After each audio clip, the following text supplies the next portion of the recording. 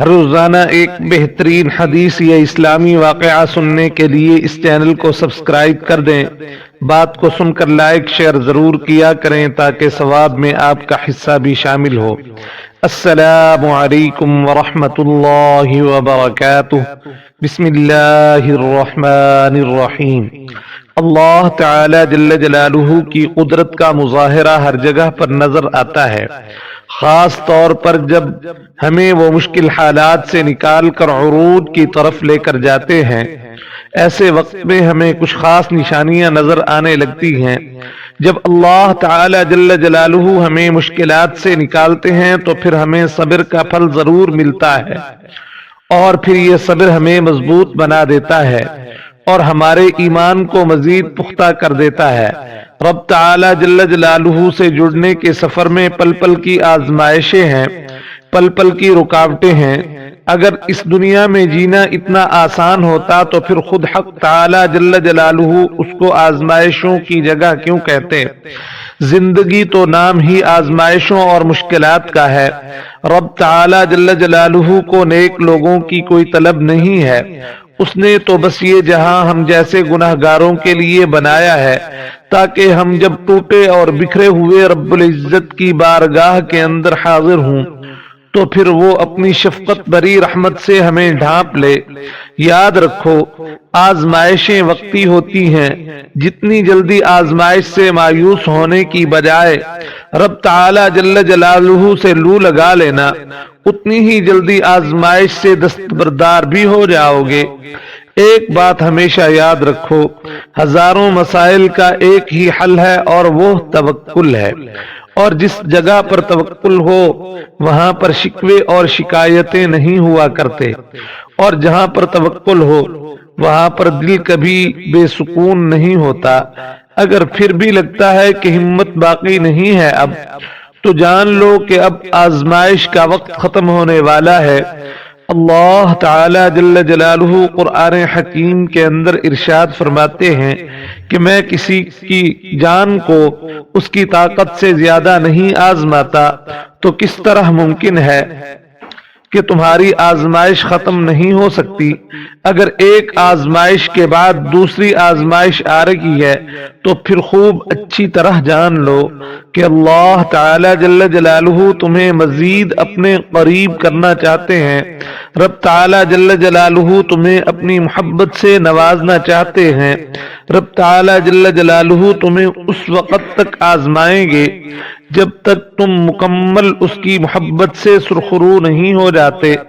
آزمائش ایک طرح سے آپ کو مضبوط کرنے کے لیے بھی آتی ہے، جو کہ بہت ضروری ہوتا ہے۔ اللہ تعالی جل جلالہ جانتے ہیں کہ آپ بہت کمزور ہو، اس لیے انہی چیزوں کے ذریعے آپ کو آزماتے ہیں جو چیزیں آپ کی من پسند ہوتی ہیں، اور اچھی طرح یقین کر لو کہ اسی آزمائش سے آپ اتنے زیادہ مضبوط ہو جاتے ہو کہ کوئی آپ کو کچھ بھی بول دے تو آپ کو اس سے کوئی فرق نہیں پڑتا، آپ خود بھی مضبوط ہو جاتے ہو، اور اللہ تعالی جل جلالہ سے آپ کا رشتہ بھی مزید مضبوط ہو جاتا ہے۔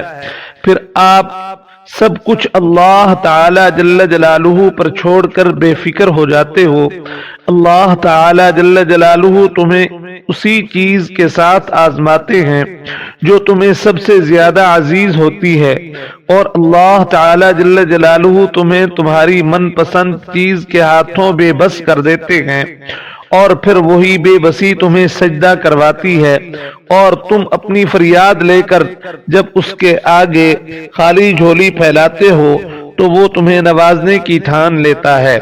اللہ تعالی جل جلالہ کے لیے کچھ بھی ناممکن نہیں ہوتا، وہ ممکن تمہارے لیے بناتا ہے، اور پھر جس وقت تم مانگنے کا تسلسل نہیں توڑتے تب وہ تمہیں دینے کا وسیلہ بنا رہا ہوتا ہے۔ تم اپنی مرضی سے دعا نہیں کرتے ہو، بلکہ اللہ تعالی جل جلالہ تمہارے دل میں دعا کا خیال ڈال دیتے ہیں، کیونکہ وہ تمہاری چاہت پر بہت پہلے سے راضی ہو جاتے ہیں۔ آزمائشیں تو بس ایک بہانہ ہوتی ہیں، بس تمہارے ہاتھوں کے دعا میں اٹھنے کی دیر ہوتی ہے، نصیب موڑ دیا جاتا ہے۔ یاد رکھو مشکلات کے بعد جب ہم عروج کی طرف بڑھتے ہیں تو ہم اس رحمت کو زیادہ محسوس کرتے ہیں۔ آزمائش تب شروع ہوتی ہے جب کوئی چیز جان سے زیادہ پیاری ہو جاتی ہے، جب اس چیز سے خود سے بھی زیادہ محبت ہو جاتی ہے، پھر اللہ تعالی جل جلالہ اس محبت کا امتحان لیتے ہیں۔ آخر تم اس چیز کے لیے کتنا صبر کر پاتے ہو، کسی جنون کی حد تک پہنچ جاتے ہو، اور سب سے بڑھ کر یہ کہ تم اللہ تعالی جل جلالہ کی رضا میں راضی ہو پاتے ہو۔ اللہ تعالی جل جلالہ کو تمہاری عبادتوں کی ضرورت نہیں ہے، اس کی عبادت کے لیے سارا جہاں موجود ہے، وہ تو بس تم سے محبت چاہتا ہے۔ بتاؤ پھر جس محبت کا وہ حقدار ہے تم اسے دے پاؤ گے؟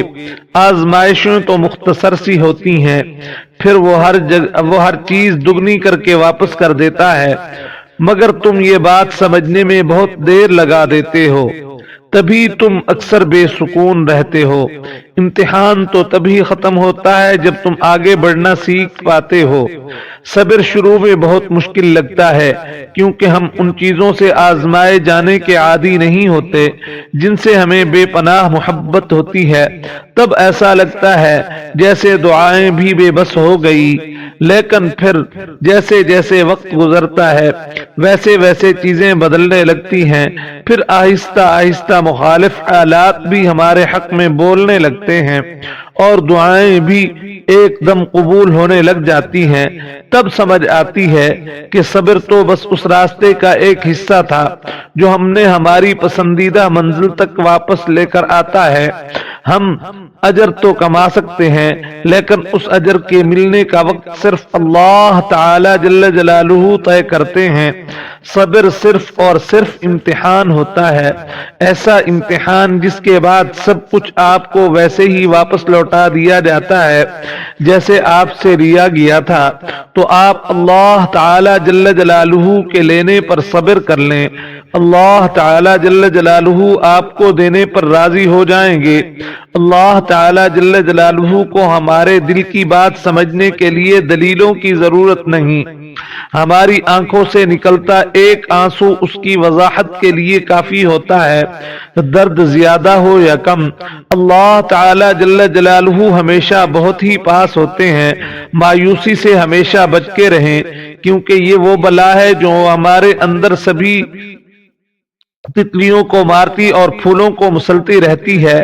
اپنی زندگی رب کے نام کر دیں، اپنے غم اس کے سپرد کر دیں، اپنی خوشیاں اس سے منسلک کر لیں، اپنی خواہشیں اس کی حدود میں مقید رکھیں، اپنی حسرتیں اس کی رضا میں فنا کر دیں، اس کی خاطر محرومیوں پر صبر کا گھونٹ پی جائیں، اپنی تکالیف کو اس کی قدرت کے مرہم میں چھپا دیں، اور پھر انتظار کریں اس دن کا جس دن آپ کو ان سب امیدوں کا اجر دیا جائے گا۔ اور مت بھولیں اللہ تعالی جل جلالہ کے ہاں خالص روحیں کبھی ضائع نہیں کی جاتی۔ انسان کی زندگی کا سب سے نازک مرحلہ اس کی جوانی ہوتی ہے، اور جو شخص اپنی جوانی اللہ پاک کی رضا حاصل کرنے میں گزار دے تو وہ کامیاب ہو جاتا ہے، کیونکہ وہ اس عمر میں انسان کے پاس طاقت بھی زیادہ ہوتی ہے اور وہ اپنی صلاحیتوں کو بہتر طریقے سے استعمال کر سکتا ہے، اور یہی تو سخت امتحان کا وقت ہے اللہ تعالی جل جلالہ کی طرف سے کہ میرا بندہ میری دی گئی نعمتوں کو میری خاطر استعمال کرتا ہے یا اپنے نفس کی تسکین کے لیے میری نافرمانی کرتا ہے۔ ایک حدیث میں حضور اکرم صلی اللہ علیہ وآلہ وسلم کا ارشاد گرامی ہے، مرد مومن کو جو بھی دکھ درد، جو بھی بیماری اور پریشانی، جو بھی رنج و غم اور جو بھی اذیت و تکلیف پہنچتی ہے، یہاں تک کہ جو کانٹا بھی اسے چبھتا ہے، تو اللہ تعالی جل جلالہ اس کے ذریعے اس کے گناہوں کی صفائی کر دیتے ہیں۔ ایک دوسری روایت میں ہے، بندہ مومن کو جو بھی کانٹے وغیرہ کی تکلیف پہنچتی ہے، اللہ عز و جل اس طرح اس کے گناہوں کو جھاڑ دیتے ہیں جیسے سوکھا درخت اپنے پتوں کو جھاڑ دیتا ہے۔ बाज मुमिन मर्द और बाज मुमिन औरतों पर मुनासिब मसाइब व हवादिस कभी उसकी जान, कभी उनके माल और कभी उनकी औलाद पर इस तरह आते हैं कि उसके नतीजे में उनके गुनाह झड़ जाते हैं और वो मरने के बाद अल्लाह अज़्ज़ व जल से इस हाल में मिलते हैं कि उन पर कोई गुनाह नहीं होता। दुनिया के मसाइब और आजमाइशें आखिरत के आजाब व इताब के मुकाबले में कोई अहमियत और हैसियत नहीं रखते। बसा औकात अल्लाह ताला जल्ल जलालहू उन तकालीफ और मुसीबतों के जरिए बंदे के साथ खैर खाही का इरादा फरमा लेते हैं, वो इस तरह कि उसे अजाब आखिरत से बचाने के लिए दुनिया ही में उसके गुनाहों की सजा दे देते हैं और वो आखिरत के हौलनाक और खतरनाक अजाब से बच जाता है। उसके बिलमुकाबिल जब अल्लाह ताला जल्ल जलालुहु किसी बंदे के साथ बुराई का इरादा फरमाते हैं तो दुनिया में उसके गुनाहों की सजा को रोक लेते हैं और उसे रोज़े क़ियामत पूरी तरह वसूल फरमाते हैं।